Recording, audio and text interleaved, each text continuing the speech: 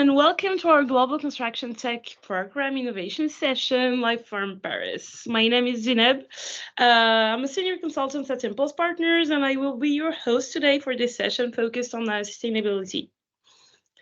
Here is the agenda for today. We are very happy to welcome our guest speakers from Augmented Construction, Haskell and Disruptech, and EMV Capital, followed by the pitch of 4 startups. There will be time at the end of each presentation for discussions and questions. I also see some people we know, and we are still waiting for some people who will join us. Before introducing our speakers for today, I'd like to say a few words about the Global Construction Tech program on which we have been working for a few years at Impulse. So we at Impulse are passionate about innovation. We are focused on speeding innovation in the construction, real estate, energy, and infrastructure sectors for our clients, our partners, our investors, and also our CVCs. To do so, we have developed a global ecosystem of entrepreneurs, tech firms, decision makers that play a vital role, like yourself, in accelerating innovation, driving economic growth, and solving complex societal challenges. Impulse is currently bringing together companies from around the world to execute a global initiative to boost construction tech innovation, accelerate go-to-market strategies, but also help startups scale. Today, we support over 20 players around the world with their innovation challenges. I'd like to zoom in to one of our offers that we have been fostering recently, our accelerator programs. You can see here 3 examples. First, CRH Ventures. We have been working with the CVC of CRH, and the focus of the program was the challenges around water. That includes stormwater, wastewater, and potable water. We identified over 500 solutions worldwide, among which 110 applied to the program, and 6 have been selected to engage in compelling pilot projects across North America, but also Europe. With ELYSDON, the challenges were quite varied. We helped understand and map the evolving market trends. Then we identified and capitalized on opportunities that generate innovative solutions for construction job sites.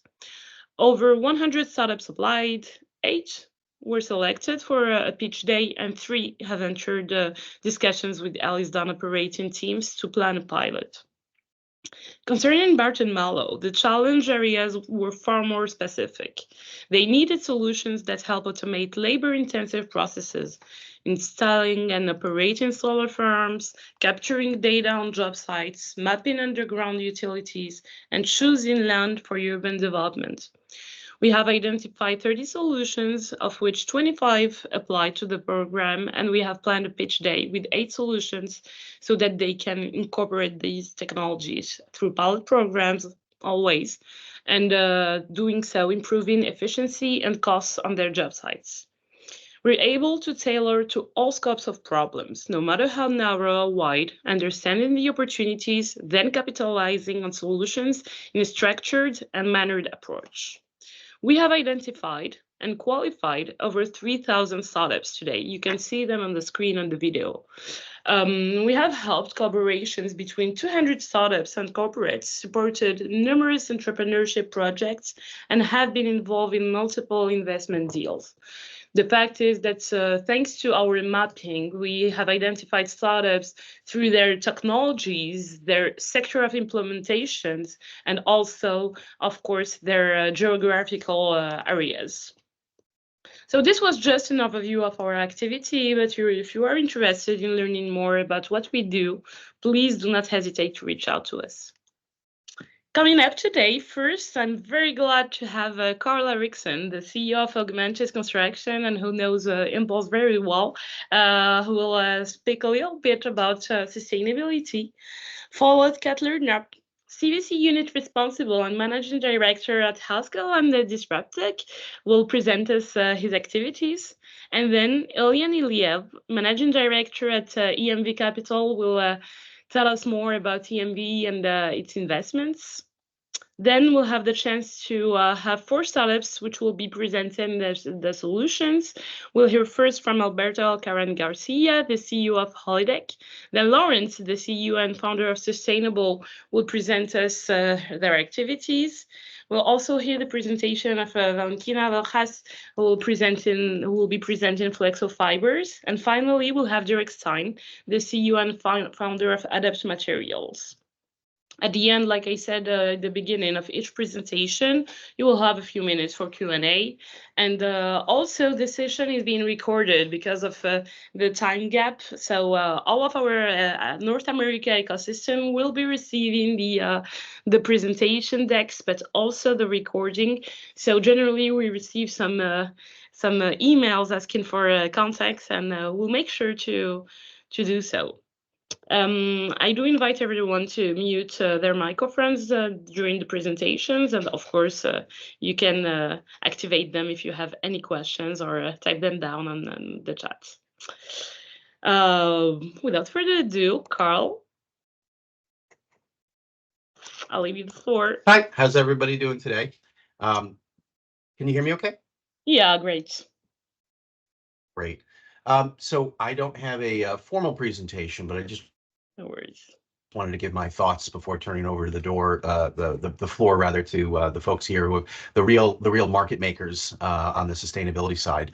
But a little bit about myself is a 20-year construction and real estate development veteran, primarily based out of New York City, and currently the CEO of Augmented Construction. We are a VDC consultant firm. We get involved in a large number of very fascinating projects, and I'll just kind of highlight some of our current viewpoint in where we see sustainability coming into the purview of our clients, who tend to be real estate developers and large-scale contractors, and then also take the moment to talk about Impulse and how excited we are at their global reach and everything that they're accomplishing, including bringing visibility of everything that they're currently doing in Europe to the North American market, which is why we have actually struck a partnership with Impulse Partners Group. So we work very closely with them on all of their North American initiatives, again, because they bring a tremendous amount of skill and track record to the market. So sustainability is something that seems to be top of mind very frequently, right? And when we think about the people that we work with, more so I'll say on the real estate development side, right? In terms of the folks that are really driving a lot of the construction, right, are starting to talk. I'd like to say, unfortunately, in North America, I think we're a few years behind many of the different sustainable activities that are happening in Europe, but it's definitely becoming top of mind. There are a handful of state level and federal level entities that are pushing forward initiatives for greener construction, right? The fact that we even have a framework to talk about carbon is a huge step forward. And to kind of think through the different sectors that we have exposure to, one of the things that seems to be coming up quite a bit is just the idea that it's valuable to understand that as a decision maker from a real estate development perspective or from a designer, right, they're really driving the front end of the bus when it comes to understanding, can we do something about it, right? Can we make more sustainable choices? So that's a real set of actions that we're starting to see people are thinking about, right? That aren't necessarily driven by regulations yet. There are some regulatory components on energy use and energy type selection. Specifically in the New York market, there's been a very big push for electrification, which has a number of trickle-down effects relating to selection of your mechanical systems, right? So we've done a lot of work with heat pump startups trying to figure out how to retrofit old buildings, how to position heat pumps for new buildings in order to achieve some of these electrification goals. So that's something that we're starting to see happen for real in the North American market. understanding the design implications around carbon footprint. Actually, there's a great structural engineering company based out of New York called Thornton Tomasetti, who's done a tremendous amount of work on the design front to understand can we make design choices. And we're not talking about even new kinds of concrete. We're not talking about new kinds of innovation within the space. We're really just talking at that level about innovation within design by measuring what we're doing and then making deliberate decisions to design a building to use raw materials in a way that will reduce the latent carbon footprint of whatever that structure is that's getting built. So we see a lot of people looking at it from the different angles, right? It's the embedded carbon of the choices of materials made. I know what we're going to hear from Laurence later, just by way of example, right? They're making an innovative new material which latently has a reduced carbon footprint, and also starts to approach a more circular approach towards again material selection. Again, I'd like to think that the Europeans are actually much further ahead of us. When I say us, the North American market, I know we have a global audience here. And the other piece of it that I think, from my perspective, typically getting involved in the execution chain, something that I like to think about and talk about on a very frequent basis, as it relates to sustainability, is there's a lot of different ways to achieve an increase in sustainability, and something I'm sure everybody on this call has heard a million times. There's a lot of waste and inefficiency baked within most construction projects. So really, almost any solution that increases scope certainty, decreases waste, whether it be raw material waste or labor waste, all of these solution sets have a sustainability component to them. It's not just necessarily the selection around the materials that are used and the processes that are used for the end physical built thing, right? So there's components to the design, there's components related to the operations, right? Generally speaking, the mechanical systems. There's obviously a large push for different forms of energy creation. Another exciting market sector that we have some personal experience with is in and around distributed power storage, right?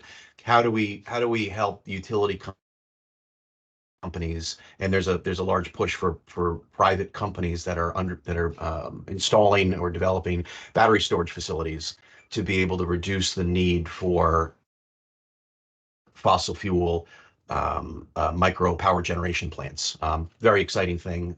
There's in case anybody wants to look up somebody, there's a company called 9.Energy in the New York market currently working towards those goals. And yeah, I think that as an industry, it's on the radar. We think that there's likely going to be significantly more legislation kind of forcing everybody's hand in that direction. But as somebody that spends a lot of time on the execution chain, the leaders really need to be, from a top-down perspective, need to be making those decisions, right? Whether it be the corporate end user or the real estate developer. And then when it comes down to the designers of the world, the construction managers of the world, if they're informed, they can certainly push these ideas back up to the decision makers to really help drive sustainability issues. With that, I guess those are some high-level thoughts. I don't think we need to take up any more of anybody's time on this particular call. Thanks. It was very insightful. I don't know if anyone wants to react or discuss these points, but yeah, I think it was quite insightful. And of course, we'll send you contacts. All right. Thanks again. And well, I'm very delighted to introduce you to Cutler Knopp, who is from Disruptech, a global leader in AEC solutions, and who works also for a house called the CVC of Disruptech. Hi, Cutler. Hello, hey everybody.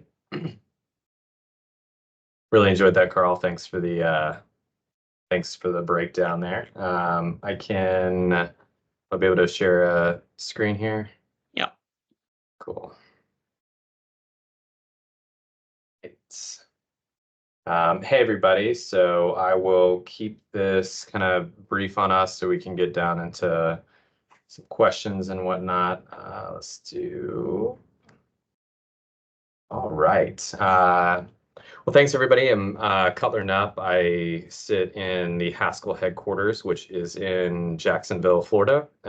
We're a global design build organization. I joined in 2018 to stand up DisrupTech, which is the CVC arm of the Haskell company.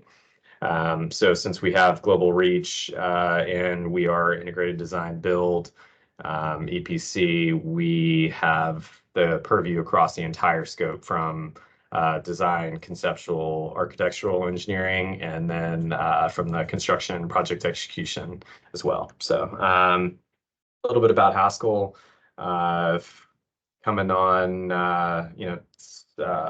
60, 65-year-old company.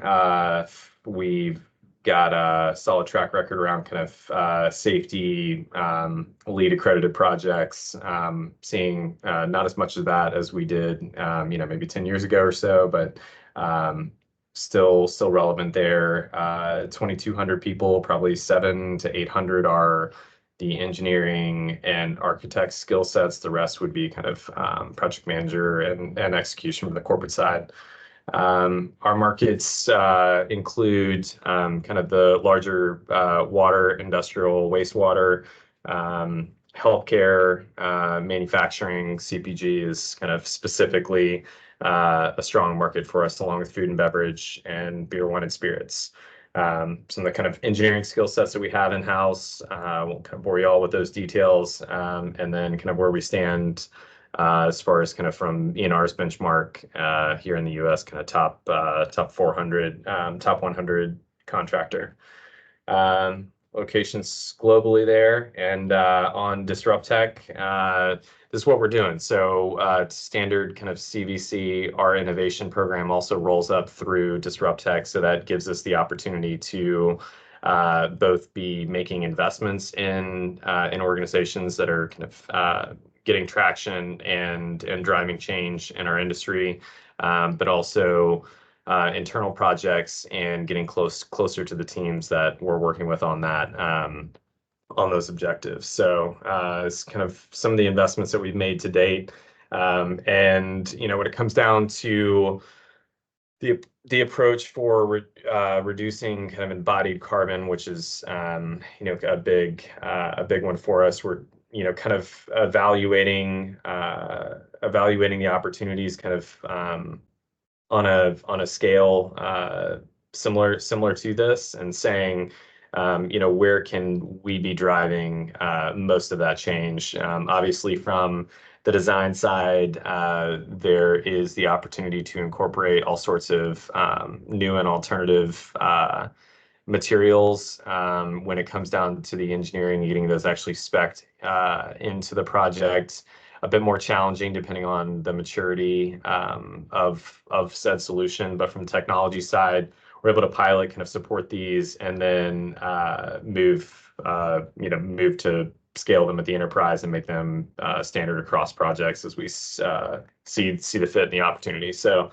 where we're really looking, some of the things that Carl mentioned earlier, the regulatory landscape where we are doing most of our work is in North America and Latin America, and the regulatory environment has not quite caught up to where Europe and some parts of Asia are today. However, it's gaining traction, so we're constantly looking at what's coming down, and on the state-by-state level, obviously, New York and California being two of the larger markets that are driving some of this regulatory from the state, but that'll clearly flow over into the federal level as well. So modular prefab, obviously looking at generative design tools and helping us to optimize design. Again, kind of some things that Carl alluded to earlier. alternative materials, like I mentioned, and new means and methods, and then looking at investment opportunities kind of across these scopes as well. So when you're thinking about how we can reduce our wasted labor, reduce waste on site, better optimize the design and the engineering, both from construction impact, but also on the facility impacts from kind of energy, water usage, et cetera. Some pretty interesting opportunities come through there. So all that being said, one of the examples that we feel is kind of strong and encompassing the future of where we can go with this, and I'll leave it here, is Hyperframe. So they're essentially a new type of metal wall framing that is spec'd and priced off of the model. You load the model into their software, HyperBIM. It essentially pulls out all the wall elements. They're manufactured as a kit of parts delivered on site. They use the installer will use a HoloLens for kind of getting a virtual overlay of where those individual pieces go. So it's faster. It reduces your waste because you're not cutting on site. Everything's spec'd. And then when you think about from a safety and quality perspective, also you're reducing possible safety incidents, and then also you're improving the end deliverable around the quality side. So that's a pretty good example of a company kind of that we feel is really encompassing what you can do to change the industry, with a pretty big opportunity being kind of the metal wall framing set. So that being said, that's a little bit about DisruptTech and Haskell, what we're doing, and happy to answer any questions. Go from there. Thank you so much. All right. Thanks, Kettler. Does anyone have any question for Kettler? Yeah, Carl. Do you have, within your very large portfolio of different clients in different sectors, are you seeing a demand? I mean, I saw it right at the top of your list, right? How impactful it is when the embodied carbon is a known metric during a project, right, or a demanded metric. Are you seeing a particular segment or geography or client type where that mission is being driven from your client side? Yes. So we see a broad array. The main driver is right now from our publicly traded clients that have obligations to their shareholders around accountability. And so that is been a larger driver.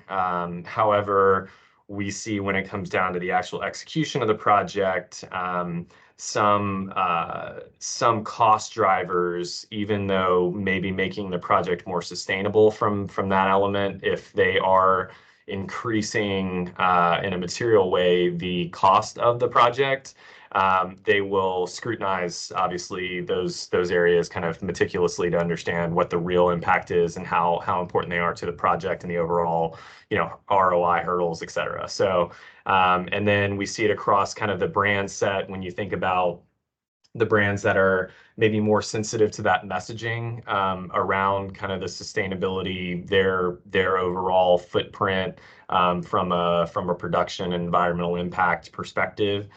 Those are the ones that tend to be the drivers of it, and more interested today than maybe others that don't necessarily have that same level of public accountability and being in the limelight from that perspective. So good question, Carl, but I'm sure that probably wasn't terribly revealing for anybody on the call, kind of as you would expect. But again, and it really does vary as well where those projects are taking place, whether they are in states like a California or kind of a New York, where they're going to have more of those pressures, whether they're already in law today and in practice, or whether they're coming down the pipe to make sure that they're kind of the project is being managed accordingly. So.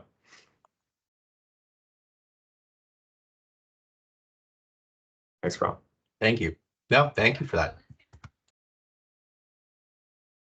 Thanks. If we don't have any more questions, we'll make sure to send other contacts. Once again, thanks for being here for this great presentation. Well, I'm now very glad to introduce Ilyan Ilyev, Managing Director at EMV Capital, a VC investor specialized in early stage deep tech B2B companies, and which also has a collaboration with longtime Impulse partner Shibumi International. Hi again, Ilyan. Thanks for being here, and the floor is yours. Thank you very much. And in the meantime, I've learned how to operate Microsoft Teams. So just screen. Can you see my screen? Yes, not full screen, but yeah. Yeah, perfect. Okay. Okay, thank you very much. All right, so thank you again for the invitation and also for the great work that Impulse is doing in this space, connecting investors, corporates, and innovators. We very much need it. So a little bit about us. We are a deep tech specialist. We are focused on broadly three areas: industrials, sustainability, and medtech and life sciences. We actually see, strangely, a lot in common between these sectors because they're all strongly focused on IP, mostly hardware-focused businesses or hardware-enabling software, and that builds additional barriers to entry. We recognize that there's long gestation periods for these sorts of technologies, and we have built our investment strategy accordingly with a following by investors that are comfortable with this sort of investments. Somewhat uniquely in our space, we are a London Stock Exchange listed company. So we have both a PLC side, which means we have, in good times, access to the stock market for funding, but also we have, as a fully owned subsidiary, EMV Capital, which operates as a VC, working with private investors to make investments in the businesses. We have a very proactive approach when we work with businesses. We not only take board seats, but we work actively with management to help them build out their C-suite, link them up with corporates and partners such as yourselves, as well as to help the companies to internationalize. We have a multidisciplinary team of about 14 people, which is a combination of full-time people in the office in London, as well as part-time advisors and venture partners that we place in the businesses that we work with. I mentioned our focus on industrial sustainability and life sciences, but underneath that, there's of course the technology horizontals around robotics and automation, material sciences, sensors, semiconductors, AI, ML, and we tend to find the most interesting innovation happens at the intersection of technologies or the intersection of sectors. That's where genuinely novel insights emerge and a big impact comes about.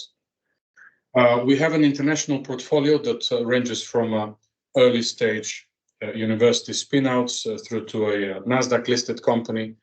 We also an LP into a early stage fund in Cambridge called Martlet Capital that has a number of investments in this sector and companies that we look at and look at potentially investing. And as you mentioned earlier, we also have a growing collaboration with Shibumi, who is a specialist construction tech investor that many of you are familiar with. Now, it's notoriously difficult to drive investor returns in this space. And this is what we all suffer from because the scope for innovation and impact is gigantic in the construction space and in sustainability. But the reality is that most of the venture capital investment has not come here, but it has gone there. Fintech, crypto, digital solutions, and so on. And many years ago, we asked ourselves, well, why is that? Because clearly the opportunity is here. And we concluded that, look, basically you need to have a slightly different or differentiated investment strategy appropriate to hardware, appropriate to industrials that make sense here.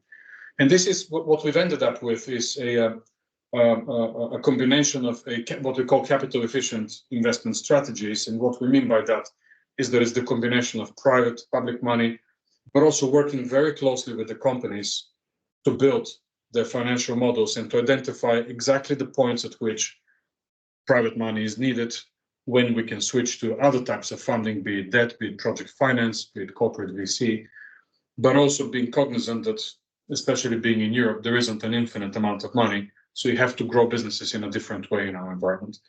We combine that with the value creation services division or department or team. And what that means is that we not only take board seats with the companies, but on occasion, not always, but on occasion, we can come in with a specific team to help solve a problem, to help accelerate growth, or help the company in terms of expanding to an international market, connecting them with corporates and so on. And again, we see this as a way of accelerating growth for these companies, which in turn improves the returns profile for our investors. And last but not least, us being part of a PLC listed company, it means that we have access to direct balance sheets, similar to a corporate VC, which again means that we can be very innovative when we come across interesting investment situations, such as taking an early position, underwriting a deal, anchoring a deal, and then bringing our investor base into the rest of it. The types of companies we invest are very much the types of businesses that Impulse works with. It's innovative companies with a strong IP position and IP barriers, and I mentioned capital efficient investment strategies. We are not looking for EBITDA. We recognize that this space behaves in a different way.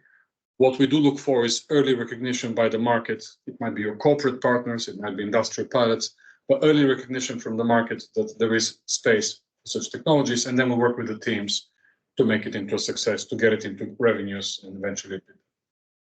We look for scalable solutions. We look for companies that are willing to take our advice and our hands-on investment approach. And we work with the companies very much in line with today's market trends, having both short-term and long-term paths to profitability. It's not mañana, 5 years time, this is going to be great. It's more, let's look at short-term, medium-term, how we can make this company cash generating and profitable while we build the bigger picture. Our strategy works. Looking at our overall fair value of our group's portfolio, it has gone up by 3.6 times in the 3 years from 2019 to 2022. We are in 2024, but our results for 23 haven't been announced yet. So it's the joys of dealing with a listed company. But also you can see it on a company by company basis, sort of how things work for us. A few case studies. Qbot is a company that some of you have met, but it's a great example of what we look for and what is possible. When we backed Qbot, it was an interesting expression, a man and a dog. Well, it was not a man and a dog. It was 3 founders plus a robot that did not bark. But since then, the company has grown significantly. They have 60 employees. They've done, it says here, 2,500. Since then, it's now 5,000 installations, mostly in the UK, now also in Europe, unlocking a massive market. And what is the market? Well, it's around improving dwellings, improving buildings, in this case, through retrofitting underfloor insulation. Sounds simple, but it isn't. To do it at scale, it really requires a lot of innovation. And this is what we liked in this business and other businesses such as them, that it's not just the gimmick, it's not just the technology they've developed in the university lab, but it's a solutions thinking, because at the end of it, a construction company, an engineering company, or indeed the owner of a building needs to adopt this. And this requires much more than just a technology. It requires a solution and a deep understanding of the market that the company is applying for. So it takes a while to get these things moving, but the good news is that the dynamics of this space is that once you're in. Actually, the barriers to entry for a successful business are very high. So there is a positive trade-off. Yes, it takes longer, but once you're in, you're in. Another example is Ventive, which is a passive air ventilation company that's now developing a heat pump. Again, looking at sometimes unexpected market niches, they had developed a passive air ventilation solution, initially focused on schools in the UK. And again, working with them, we said, actually, hold on, this is not just about schools in the UK and schools in the UK have worse air quality than offices, and which should probably the other way around. It's the kids that need to have better air. But it's beyond that. It's around public buildings. It's around air quality because of in the aftermath of COVID. So there's, we work with businesses to say, look, this is what you're doing now. But if you look a little bit to the side, there is all these other markets that are interesting and available to you that you can scale. The company has also been very good at accessing public sector grants to fund the capex for their next product around heat pumps. But again, within the heat pump space, look, it's huge. There's no shortage of heat pump developers. What we found interesting is they were saying, look, actually, there's another way of looking at heat pumps. In this case, let's utilize passive change PCM materials as a non-mechanical way of storing energy, which is more elegant than what you have in the market right now. So again, this is interesting because, broadly the air conditioning space hasn't really changed for the last 20 years. There's innovation, but broadly it's the same. And here is new technologies coming out that actually new technologies that have been around for ages, but the application of those technologies really lead to interesting innovations. And a final example is Israel-based PointGrab, a company we backed a few years ago with ABB, again showing the importance of partnering with our corporate partners in these businesses. And PointGrab were an innovator in using edge analytics, for edge computing for video analytics in the built environment, and they're now considered one of the market leaders for facility managers that are looking to provide people management and space management solutions in a privacy important way. And why is that important? Well, you can imagine putting a camera in a shopping mall, but you don't want to put a camera in Goldman Sachs or JP Morgan on top of somebody's desk. Information will leak. Equally, post-COVID, the massive changes we're seeing in the utilization of space all of a sudden make it really, really important to proactively know and understand how the space is managed in the building. And our company here has worked with some of the leaders in this space in terms of the tenants, Accenture, Deloitte, JP Morgan, and others, in terms of making these technology-enabled solutions, integrating them in the proactive management of real estate. 4 or 5 years ago, when we invested, we didn't think that's the solution. We thought that they would be making HVAC more efficient, which is also important. So there is an element of surprise and serendipity in identifying these interesting solutions. So putting all of this together, again, what we're able to do as we work with our companies is we get in to the businesses, we develop these partnerships at a pre-series A point. Typically, that's where we find we have the most impact. But then we work with them to develop capital efficient investment strategies that make sense for that company, for their investment strategy, for their specific market, with their partners, and working with them all the way through to exits. And at least in some cases, it has worked quite well. We work closely with our community. I talked about the Shibumi collaboration. So we, of course, talk frequently between Impulse partners. We work with some of the leading universities in the world. But importantly, we have strong relations with family offices and corporate VCs, as well as corporates, in mapping out the future and finding ways in which we can work closely. Our companies can work with them to accelerate growth. And I think I'll leave it at that. Thanks a lot, Ilyan. Very interesting as always. Does anyone in the audience have any questions?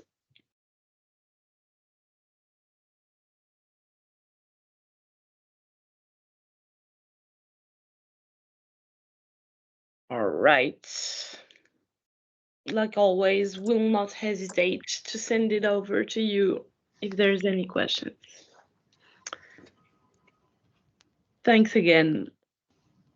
Okay, so let's begin the SADA's presentations with Alberto. We'll be discussing how Holidex H1 technology cuts carbon emissions and building costs by over 50%, streamlining construction and boosting sustainability.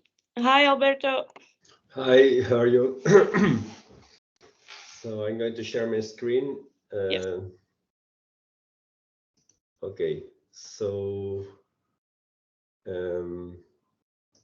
do you see my screen already? Yeah. Okay, thank you for the invitation. I'm Alberto Alarcón, director of Holdec. We are the manufacturers of the most efficient solution that can be done in concrete. We manufacture the molds to make it. Basically, we has achieved the optimum geometry for concrete that is based on a compromise between the structural fire regulations and optimal design. In this system, that is one-way system. We have the holes, that is the characteristic of Holdeck, that is safe material, but mainly it's used to place services. Here we have a comparison between a conventional concrete slab and a Holdeck solution. Basically, we save around up to 60% of the concrete because the solution is more optimal than a slab.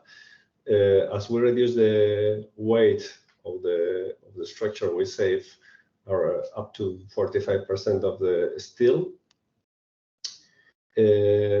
As we are integrating the services within the structure, we save the height of the building up to 20%.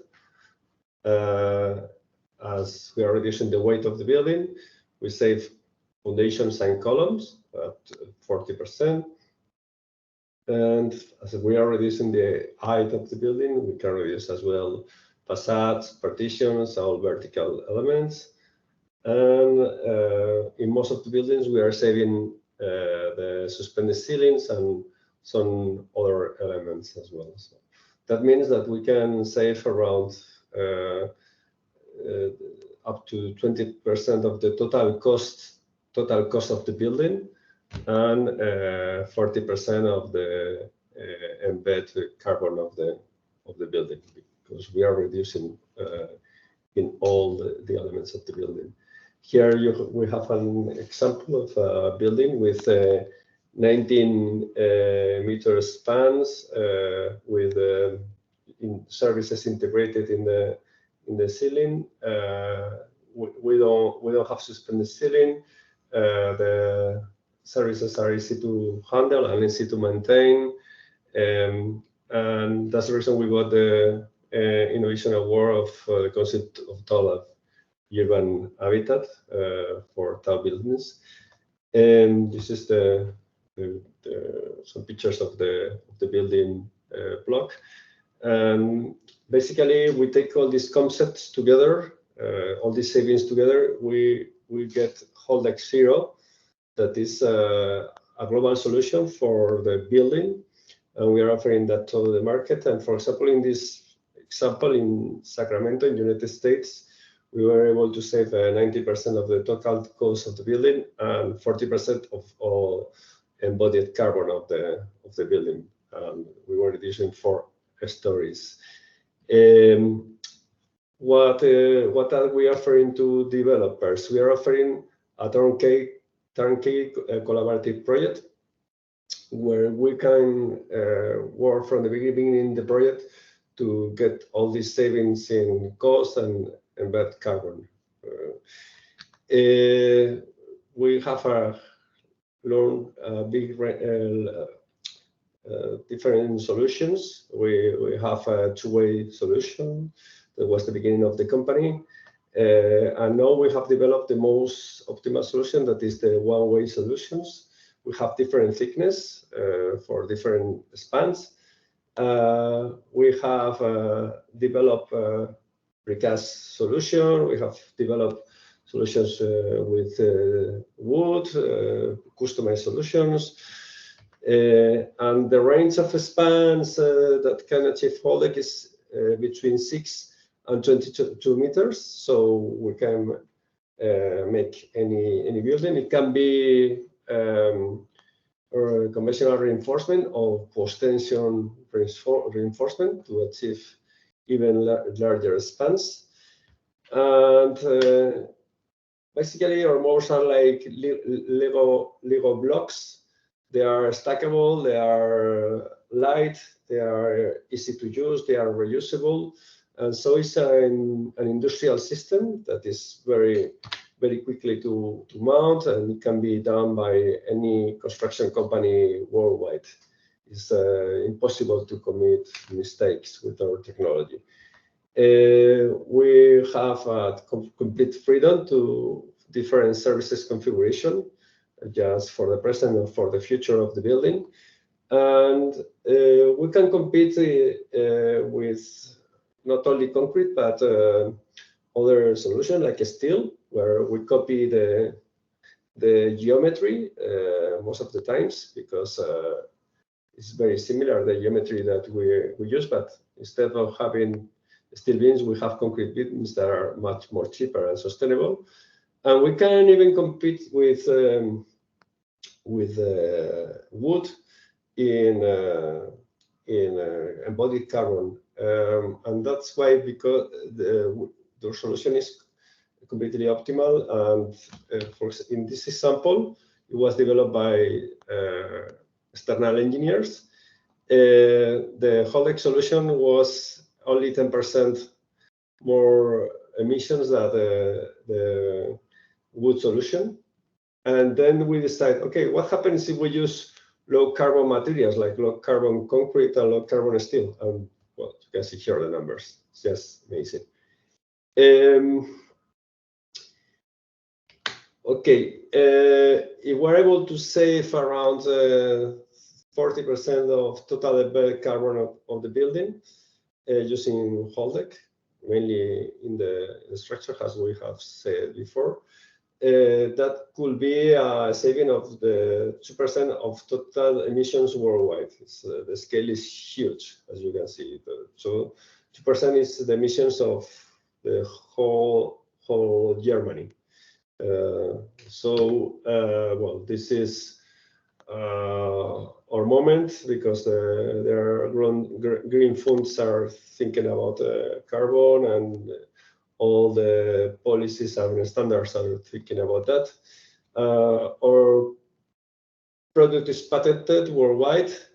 It's very easy to manufacture by using injection technology. Our molds are recyclable as well. Are stackable, so are just with 1 or 2 containers you can make a whole building, so it's very easy to export. We use conventional melt lever and conventional steel and concrete, and we give all required technical assistance to the project.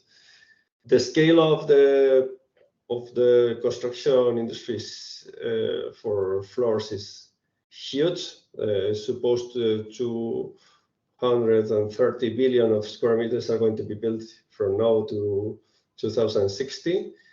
And what we need a partner to scale the technology. It can be, I don't know, manufacturer of sustainable concrete. It can be developers. It can be industrial partners, or we are open to all the options. The growing of the construction it has been huge since H1 was developed, the one-way solution that we have seen, and we are in all comparatives we make, we always win, because it's logical. We have the most optimal solution with even with waffle slabs, with any solution. And well, here we have some samples of build samples. This is the beginning of the company with a two-way system. We have the holes, the characteristic holes of Holtec. This building is a research and development building that was made like a core shell building, and then afterwards it has some fit out, and you can see that it's very cheap, very economic solution. It's like we are saving a lot of materials everywhere. No? This is the building for La Roche pharmaceutical company, the headquarters, and the same. They left the structure like that with all the services inside. They save a lot of concrete, of course. This is the building we make the comparison with the wood. They wanted to make a sustainable building, and they choose Holdec instead of wood. This is a huge building we have recently made. Here we use low depth solution, only 20 centimeters, so we can place holes. We use the same technology, but we can place holes because we don't have enough room. And here it was a post-tension solution. We have made post-tension solutions as well. This is the Finnish building. But this is a tower we have seen before with 19 meter spans with just a concrete consumption of 0.17 volume of concrete. That's nothing. We have built already in United States, in Minnesota. We have built in Paraguay. We have built buildings with activated floor. That is very interesting because this is how a housing building in Seville, and so you can get a freezing from the ceiling. We are making refurbishment buildings as well, industrial buildings, housing, and okay. Why Holdec is sustainable? Holdec is sustainable because it's economic. It will save material. We are optimize the solution to the minimum. You can talk to an engineer to ask about geometry. Basically, our idea is making more with less. So that's all. Thank you. Thanks a lot, Alberto. Thanks again. Does anyone have any questions? I think Carl has.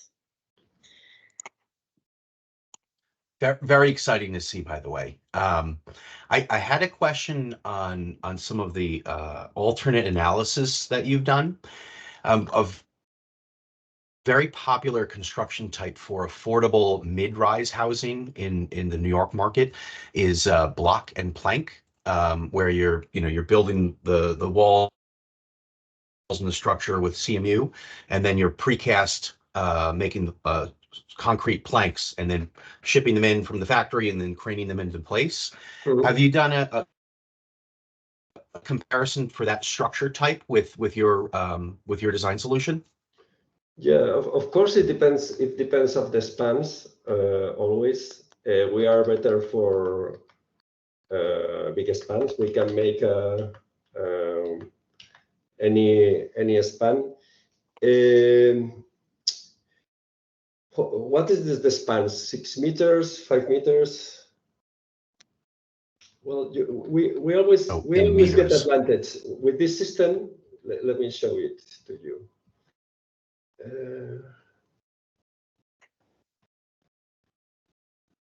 With this system, we always get advantage because, as you can see here, it's not a slab. The nerves are only in the places where they are required. So we are using this solution for a small span, and we are earning like some housing buildings, some residential, because a flat slab is not the optimal solution for medium spans. So it's going to win always. I don't know exactly the solution because we don't have it here in this market. But understood. Okay. But if you send me the numbers, I can make a study for you. You send me the span, the loads, and the characteristic. We can make a study and say exactly how much material we can save.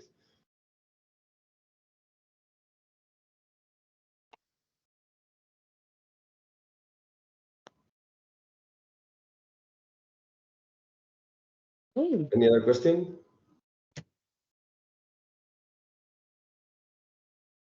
Well, I think we've covered it. Thanks again, Alberto. Thank you. See you soon. All right, so I'm very happy now to welcome Lauren, who will tell us how Sustainable has developed and patented a process for producing composite stone material bonded by recycled PET bottles. Hi again, Lawrence. Thanks for you. Yeah, thanks. Nice to see some familiar faces on the call as well, and happy to give a short presentation. I hope this time my presentation works. Yeah. Like this morning, had some problems with the Microsoft Teams. All right, let's start. So yeah, my name is Laurens van Graaf-Eiland. I'm Dutch. I'm CEO, founder of Sustainable. And yeah, what our main goal was in the beginning when we started Sustainable is to offer a solution for the plastic waste that is there. There's obviously an enormous amount of plastic waste ending up on beaches and streets, also in the just regular waste management, which cannot be reused. And in addition, what we noticed is that there's an enormous amount of construction and demolition waste as well. That's around 30% in the European Union, and I believe also in the United States. Of the waste is construction and demolition waste, one of the biggest waste streams. So we combine those two elements, those two problems that there are in the world, and try to offer a part of the solution. Not we cannot solve everything, but we just want to offer one solution, and that is in the area of surface materials. So here you can see some examples, which I'm going to show where we're very proud of. So basically what we do is we recycle, or we use post-consumer recycled PET from plastic bottles, the non-food grade part, which is not used for bottle recycling, and we combine it with minerals. We use recycled glass, for example, and other types of natural stone minerals. So we achieved already up to 70% of recycled content. You can also recycle it again, by the way. And yeah, the material is quite thin and still very strong, 6 millimeter and 8 millimeter. And in this yacht, you can see some pictures of applications. First of all, we were looking at the kitchen top market. So here on the left side, you can see our clean statuary. It's a marble type or a kind of look and feel used for the kitchen tops. And in the middle, you can see our material used for a bathroom in the same yacht. It's a long-range yacht built by a big yacht manufacturer in Dubai. Also used for the vanity tops and the walls and the floors. And then on the right, you'll see a table where it's also been used for. So we're very proud. As feedback we got, it's much easier to work with your material than ceramics, which they are used to working with. Here's another example. It's in a big large convention center in the Netherlands, in Amsterdam, where they used our material for the wall panels. And also here the sustainability element was the most important one. So these kind of organizations, they also want to commit to sustainability and reduce the carbon footprint, and they used our material in their restrooms. Here you can see some examples in a private individual bathroom where it's used, a friendly terrazzo. And the next case study is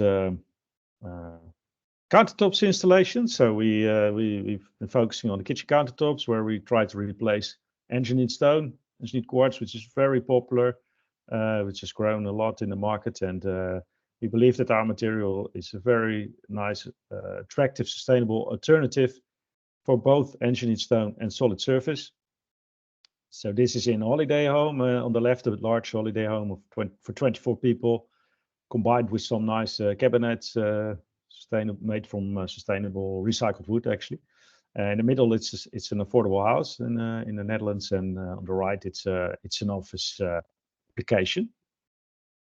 So another application it's been used for is vanity tops. Our vanity tops. So vanity tops, it's completely made here. The left and the middle photos out of sustainable material, and on the right side, you can see just the counter. So I've seen that also in the United States, for example, in hotels, that a lot of engineered stone is used in the bathrooms, actually. So as a last case study is the use for a tabletop. It was in a fair in Finland. I think, yeah, okay, it's here.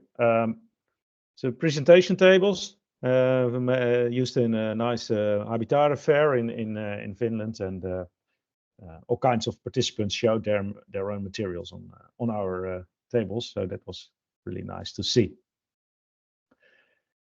So as I was mentioning, yeah, we got three main USPs working for us. Well, if we compare ourselves to traditional materials like ceramics, engineered stone, and solid surface, we also tend to compare to compact laminate. So first of all, of course, the sustainability. That's our main point to start with. We use a high amount of recycled content. We can recycle also our own waste material and our post-consumer waste. So this all results in the fact that the carbon footprint is by far the lowest compared to those materials. And the second point is that it's relatively easy to handle and work with our material. You can cut it much more easy than other stone type materials, and transportation is also a big advantage because it's relatively thin and therefore relatively light. And as third USP is the price level. So we can compete very well with most of the products. The only product that might be on the same price level or slightly more affordable is ceramics. But if you install it on a kitchen top, for example, it will cost much more to cut it to size, and you have much more cost in terms of material that breaks during installation. So yeah, we I don't know if you hear the sound, but anyway, so over the last years, we fully developed the technology to a demonstration factory, the medium scale demonstration line, which is you see on the video. It's installed and operating in Turkey. We found a very good partner there, Gülemak, and Gülemak is the mother company of Shibumi, which is also part of Impulse Partners. So they offered us the support to set up the factory there, to grow the team, and that really helps very well.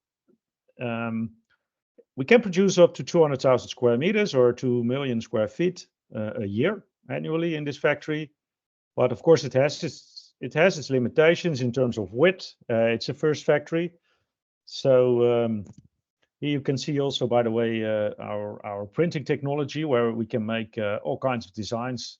It's sublimation technology, and it goes a few microns into the top layer of the material. We have a lot of flexibility with that in making natural stone kind of designs or cement type of designs. So yeah, we have this line, and we are serving the first commercial customers in Europe and also in United States. Carl Erickson is on the call. He's our distributor in the United States with his company Augmented Industrial. And but we'd like to grow the organization more and also expand to other. Yeah, here it is. To other segments, so to have a wider line where we can make wider sheets, where we can even optimize the production costs further, optimize the product. So we want to we already started to plan a second line, actually the first commercial scale line. But before that, we need to grow our team more. We need to grow our commercial traction a bit more. So we are fundraising for that, and we have split it up in two steps. The first smaller step to grow the team actually, and for commercial traction, and then the second step will be the investment into a factory. As Ilian already mentioned, that can be done in different types of funding methods, let's say, or funding tools. So we're still looking into that, what's most optimal and what's achievable in the market nowadays. So yeah, I'm really happy with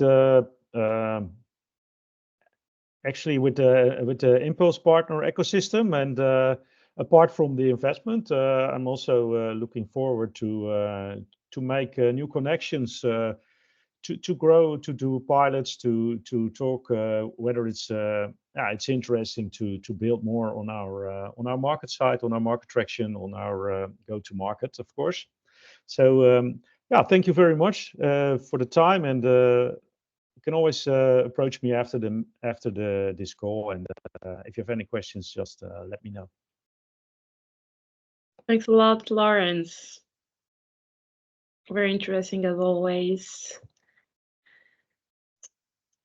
And yeah, if we do not have any questions, let's move on to Flexo Fibers and Valentina Rojas, who will present us the startup which produces Second Life steel fibers for concrete reinforcement sourced from recycled tires, enhancing concrete's toughness and sustainability in construction.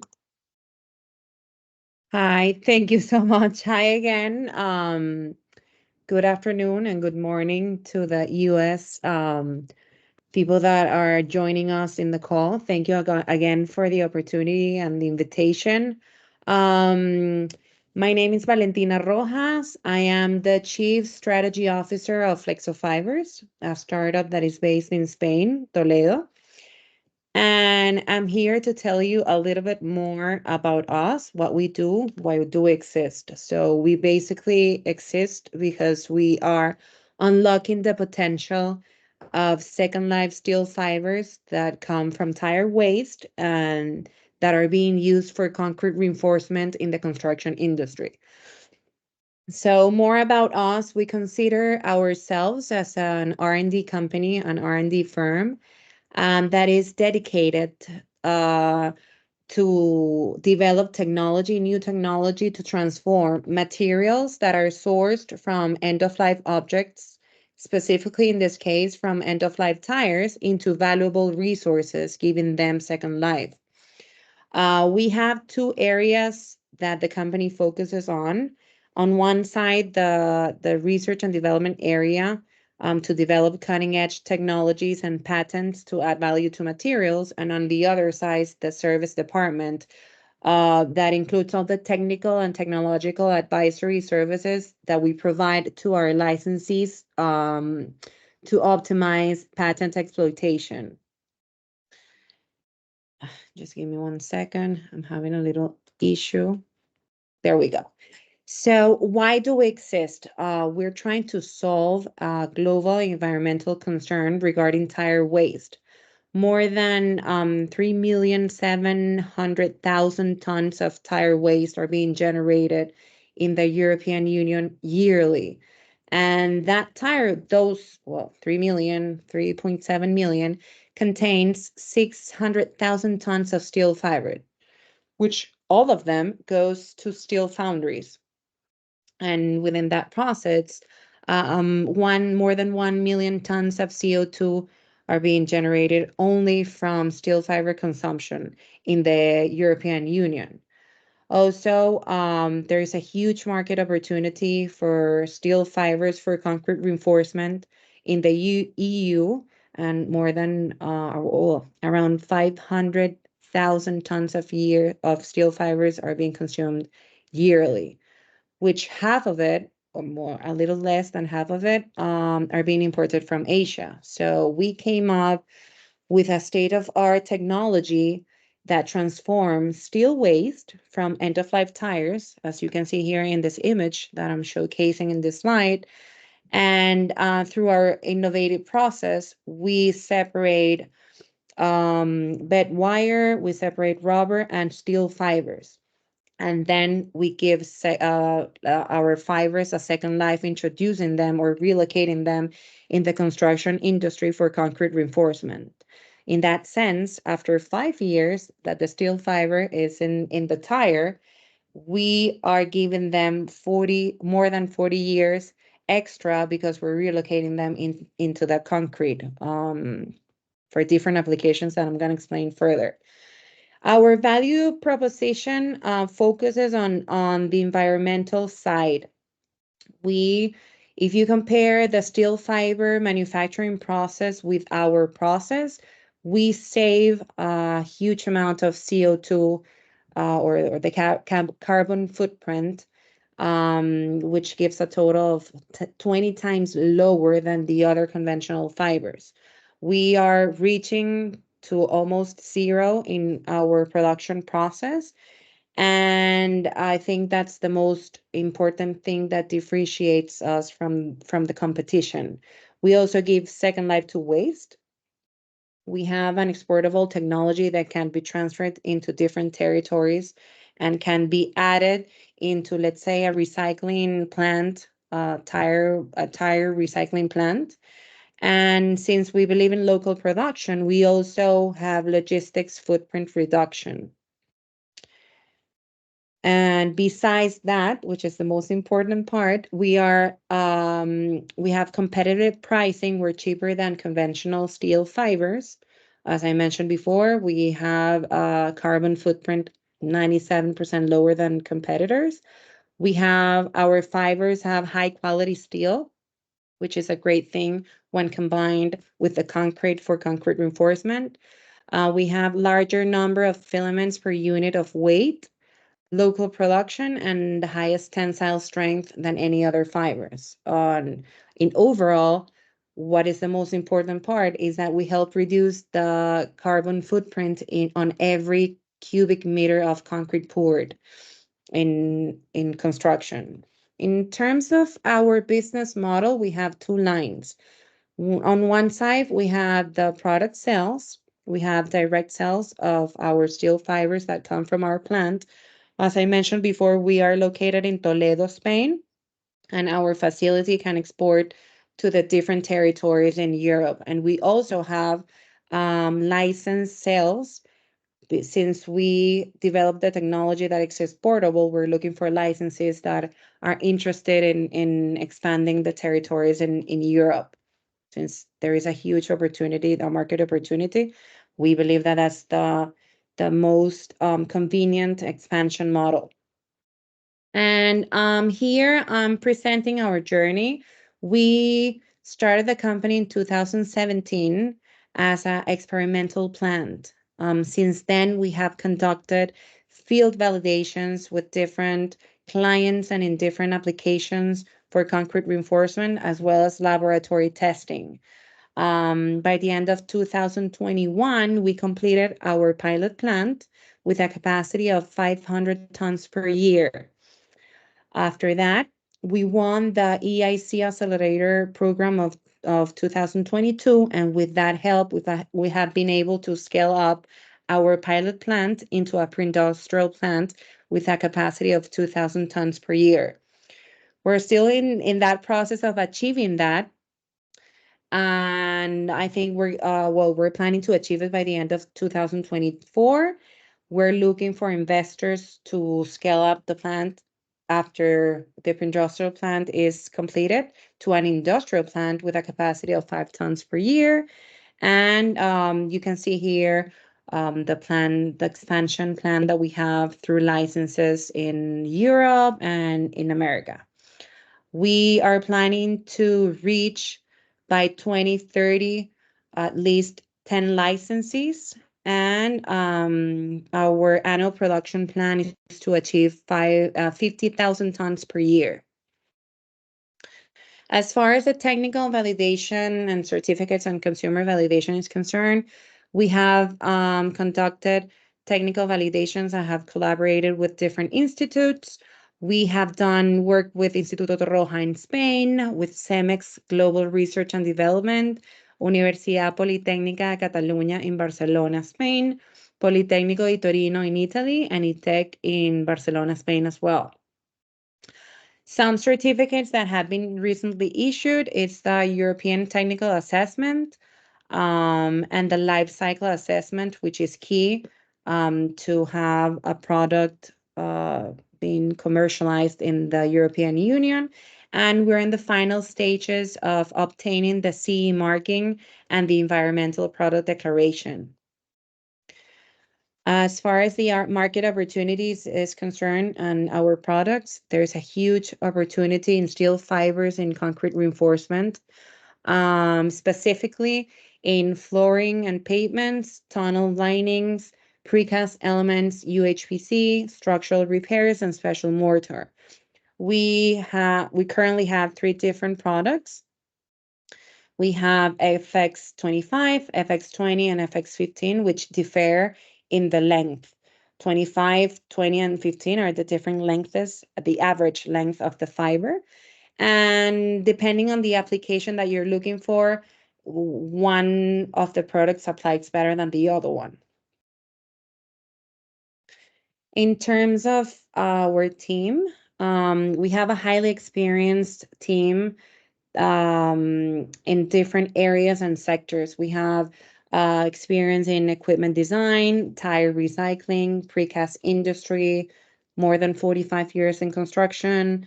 We have more than 50 years in research and development and renewable energy and business entrepreneurship. We have experience in sales and logistics, strategic planning, and I think it's not because I'm part of it, but I think that the team has been key in order to push the project forward, and that's how we have achieved what we have achieved so far.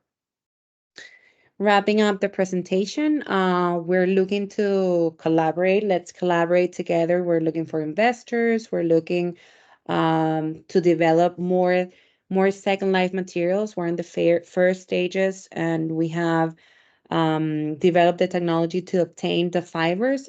Phases 2 and 3 would be rubber and other materials that come from the end-of-life tires. Also help us to connect with users that are committed to sustainable construction. Well, it's why we're all together today discussing different projects and startups. And let's create more fiber reinforced concrete solutions. Thank you very much. I'm open to any questions that you may have. I'm leaving Ricardo Ayala's information. He's the sales director, and I'm going to write down in the chat my contact information in case you want to discuss further. Thanks a lot, Valentina. Thanks again. Let me stop sharing. Yes. There we go.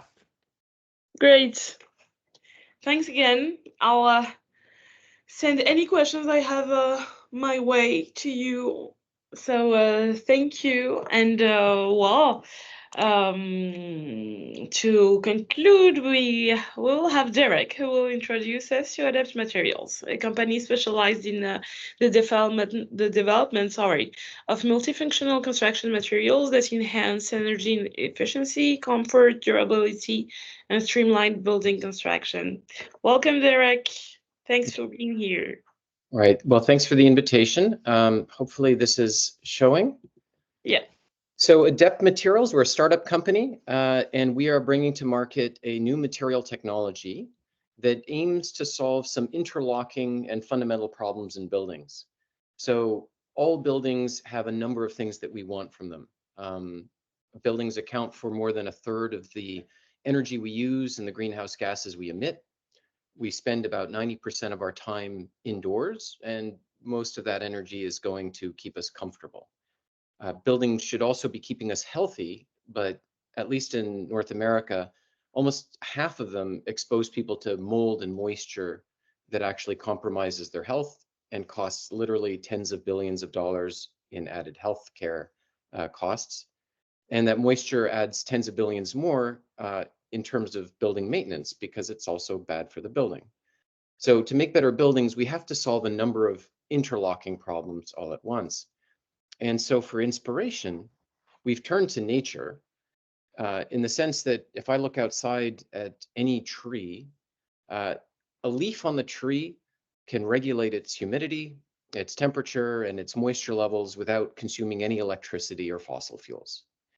And fundamentally, our technology is mimicking the physics of those processes, managing heat and moisture in useful ways. The material technology that we've developed boils down to a material system of how 2 layers function in combination with one another.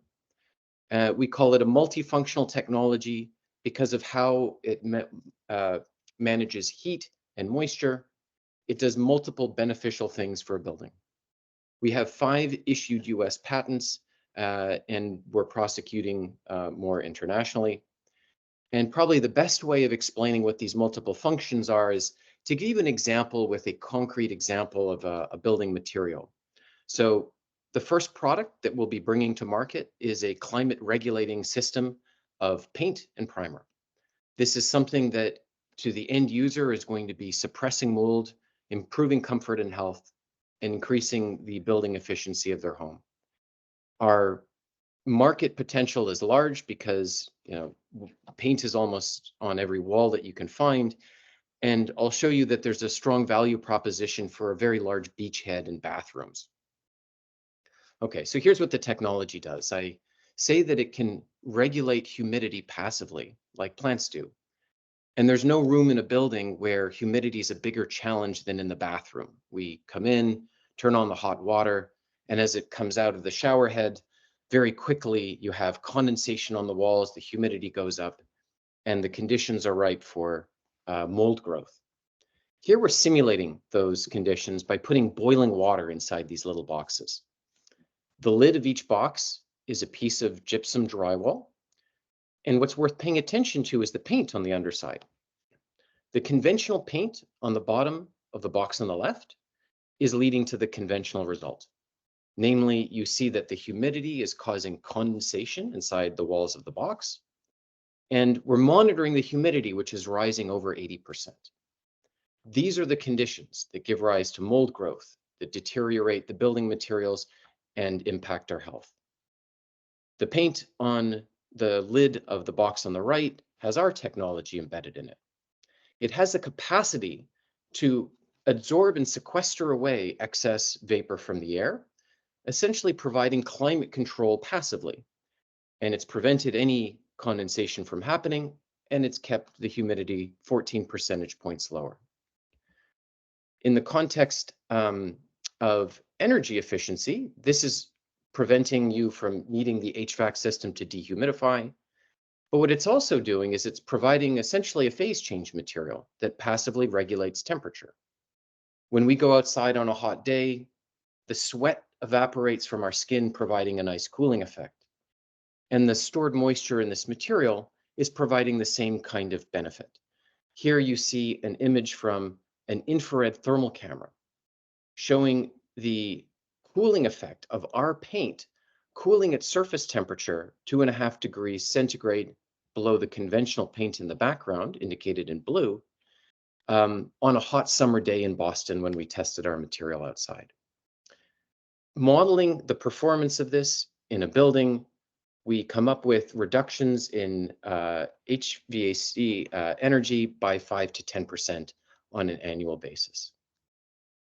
The final property of these material systems is directional control over water vapor.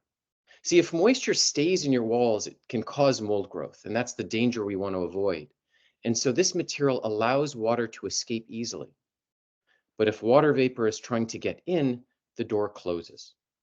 In other words, this is a material that acts like a one-way valve for water vapor. And this provides superior protection against moisture damage. To demonstrate this protection against moisture damage, I'm going to show one last demo where we're protecting blueberries against mold. We chose blueberries because nothing molds faster than berries. You bring them home and look at them funny and they'll start to mold. And here what we've done is we've put blueberries in a box where our material technology is embedded in the films above and below the blueberries, allowing any excess moisture from inside the box to easily escape to the outside. On the other hand, if the vapor drive flips, if water vapor is trying to get into the box, then it will be resisted by the very same films. To throw it an extra challenge, we have standing water down below. So there's high humidity trying to get in, there's humidity in the blueberries trying to escape, and it's really up to these materials to respond intelligently to protect them. This time lapse is comparing our film technology, if it will play, with a conventional film for preventing moisture damage in buildings. Okay, maybe not. Apologies.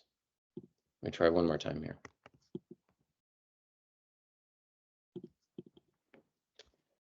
Okay, well, there's a first for everything. So given this crash, let me say that I will just conclude by saying, No worries. Yeah, fine. so the benefits of adding materials like these into the building envelope are that one provides free passive forms of climate control, protecting against moisture damage, providing comfort and energy savings. In a sense, when one goes to redecorate, you can do something more than make the walls look pretty. You can actually make them contribute to the HVAC system.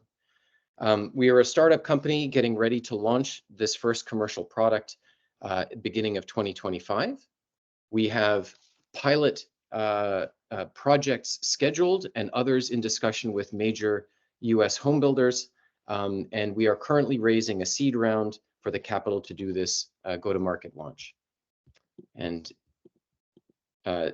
reach out to me and I will tell you the parts of the story that crashed and won't display. Thanks. Thank you so much, Derek. It was very insightful and very interesting. We have your pitch deck, so we will be able to send it to all those who registered to the session and were not able to join, and also your contacts. And yeah, I don't know if someone has a question about Adapt Materials.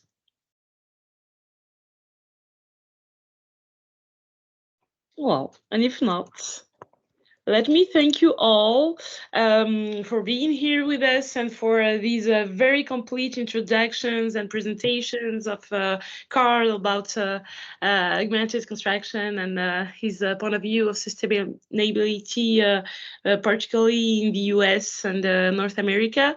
To once again, Kettler, who presented us Haskell and DisrupTech, and Oyen, who presented us EMV Capital. And of course, thanks to the startups for your presentations. It was very insightful, and we hope that can lead to more collaborations with the corporate groups and some discussions with the investment firms. We'll be sharing, like I said, your presentation decks to all the participants and the registered participants, the registered people. So don't hesitate to take the discussion to the next step. I believe we have more events coming soon. Our next online session will take place in July and will be focused this time on energy and clean tech in the context of our global construction tech program. We will be sharing more information with you guys very soon. Well, thanks to everyone once again, those who turned out in today's session, and I hope see you all soon and have a great end of day, beginning of evening, and end of the week, and more generally. Wonderful. Thank you. Thanks. Thanks. Thank you. Bye-bye. Bye.